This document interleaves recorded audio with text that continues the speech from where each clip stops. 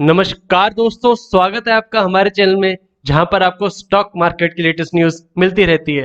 दोस्तों, आप जानते हैं आज 24 अगस्त का तारीख है और आज एजीआर हियरिंग की अगली सुनवाई होनी थी। तो सुनवाई आज की कंक्लूड हो गई है और एक राहत वाली बात यह है दोस्तों कि अब ऐसा लग रहा है कि इस केस का रिजल्ट जल्दी ही आ जाएगा। आप जानते हैं कि जस्टिस मिश्रा 2 सितंबर को रिटायर होने वाले हैं, तो उसमें लगभग एक हफ्ता बचा है। तो उस टाइम में आ जाना चाहिए कि सुप्रीम कोर्ट ने आज इंसॉल्वेंसी कंपनीज के खिलाफ जो केस चल रहा था, जो स्पेक्ट्रम शेयरिंग का केस था, उसमें रिजर्व कर दी अपनी जजमेंट। यानी जितने भी सबूत पेश होने थे, जितने डॉक्यूमेंट्स पेश होने थे, बातें सामने रखनी थी, वो सब हो चुकी हैं। अब सुप्रीम कोर्ट अच्छे से परखेगा और फिर उसके बाद एक डिसीजन लेगा और उम्मीद है एक हफ्ते के अंदर डिसीजन आ जाएगा। तो आप जानते हैं कुछ टाइम पहले भारतीय एयरटेल और वोडा आइडिया जैसी कंपनीज की जो पेमेंट्स थी, उनकी एजीआर ड्यूज थे, उस पर रिजर्व कर ली गई थी जजमेंट।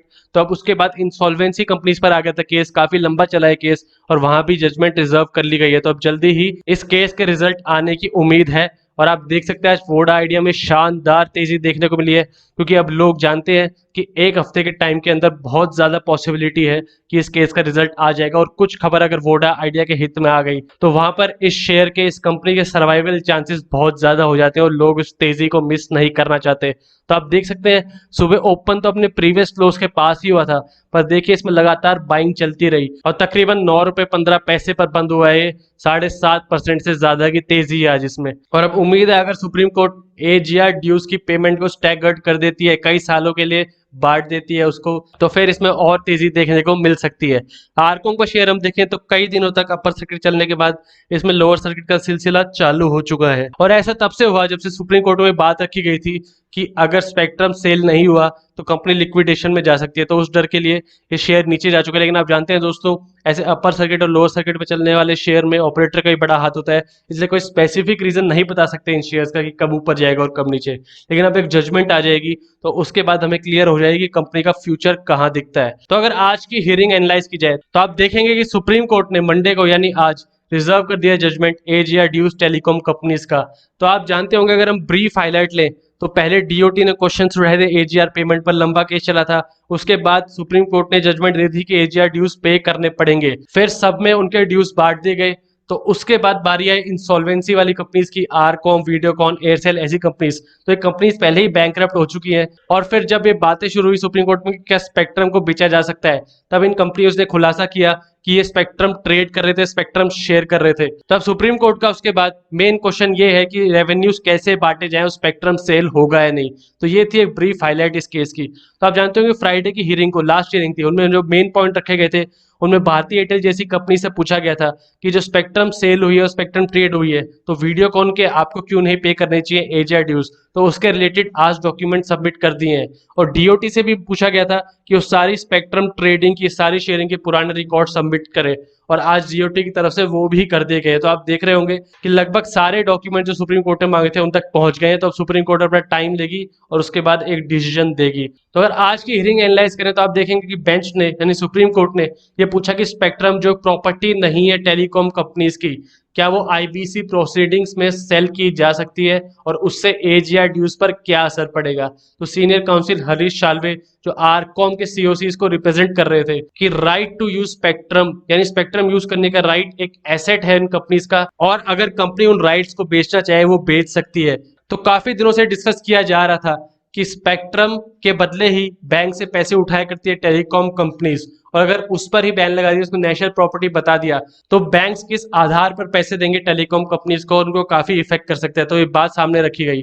मिस्टर साल्वे ने सबमिट किया डॉक्यूमेंट, उसमें बताया जा रहा है कि रेजोल्यूशन प्लान में अगर आप स्पेक्ट्रम सेल करना चाहें तो वो लाइसेंस ट्रेडिंग गाइडलाइंस के अंदर आता है। तो ये भी डॉक्यूमेंट आज पेश कर दिया गया और उनकी तरफ से बोला गया कि आईबीसी के लॉज के अंडर ये अनुमति है कि आप लाइसेंस को बेच सके, अपना, आप अपने स्पेक्ट्रम को ट्रेड कर सके, एसेट्स में गिना जाता है वो। तो सुप्रीम कोर्ट ने फिर देखा कि अगर आप स्पेक्ट्रम सेल कर देंगे तो इससे एजीआर ड्यूज जो पुराने हैं वो वाइप आउट हो जाएंगे, वो पे ही नहीं होंगे। क्योंकि जो नया ऑपरेटर है, जैसे आप देख सकते हैं अभी स्पेक्ट्रम शेयरिंग हुई कुछ कंपनीज में, तो वो आर्ग्यू कर रही है जैसे जियो और भारतीय एयरटेल कि हम उनके ड्यूज क्यों पे करें। तो सुप्रीम कोर्ट ने यही कहा कि जो नया ओनर है वो अपना बिजनेस शुरू कर देगा पुराने ड्यूज बिना पे किए हुए। तो सुप्रीम कोर्ट को ये डर था और आज सुप्रीम कोर्ट की तरफ से बोला गया कि अगर ड्यूज पे नहीं करती है कंपनी तो उसका लाइसेंस जो है यूज करने का वो कैंसिल कर दिया जाएगा। तो काफी बड़ी बात कही गई थी। आप जानते हो कुछ टाइम पहले सुप्रीम कोर्ट ने सरकार से पूछा था कि वो जजमेंट ले ऐसी कंपनीज के ऊपर जो स्पेक्ट्रम शेयरिंग करनी है। तो सरकार की तरफ से बोला गया था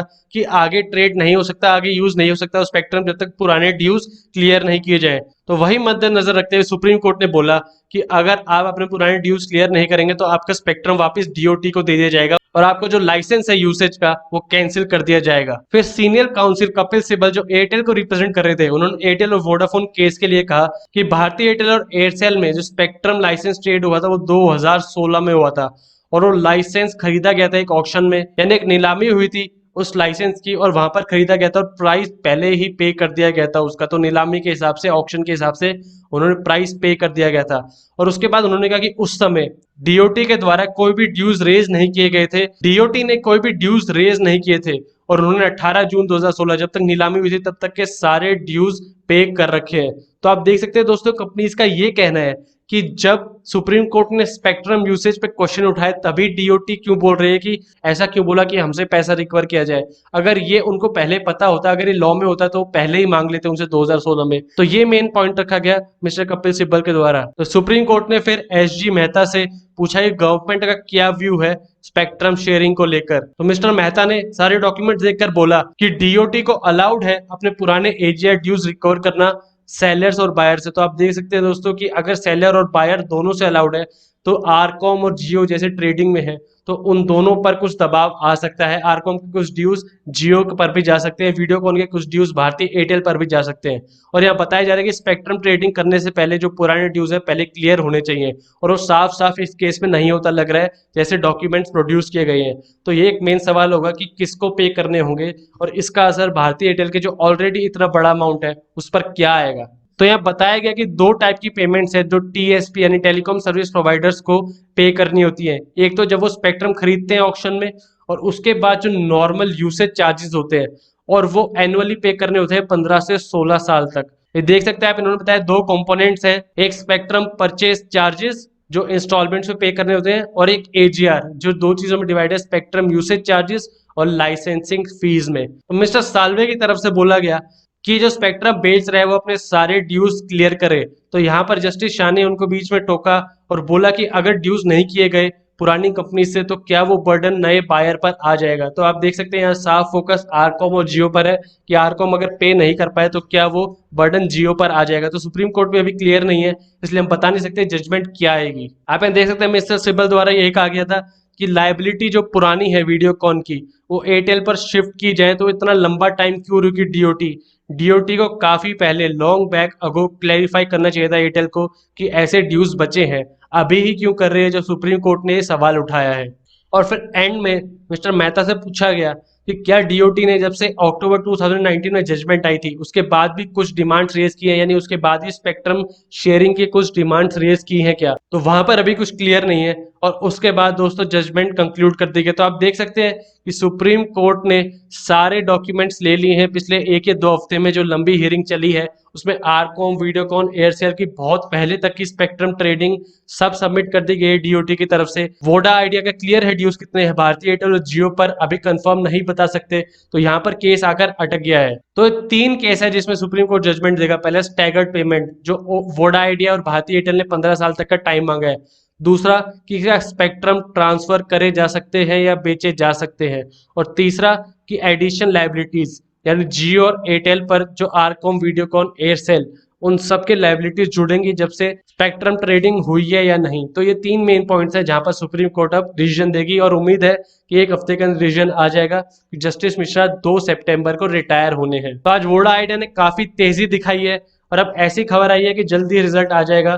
तो उम्मीद है कि अगर वोडा आइडिया के हित में रिजल्ट आया तो इसमें प्रॉफिट मिलना काफी ज्यादा पॉसिबल हो सकता है। हालांकि अभी भी इसको अपने स्ट्रक्चर पर, अपने बिजनेस मॉडल पर बहुत वर्क करना है, पर एक बार इसकी जजमेंट आ जाए फिर फंड रेजिंग कर सकती है वोडाफोन आइडिया बड़ी कंपनी से। तो ये थी दोस्तों एजीआर हियरिंग की लेटेस्ट न्यूज। वीडियो पसंद आए तो लाइक कीजिए और ऐसी और वीडियोस के लिए हमारे चैनल को सब्सक्राइब कीजिए।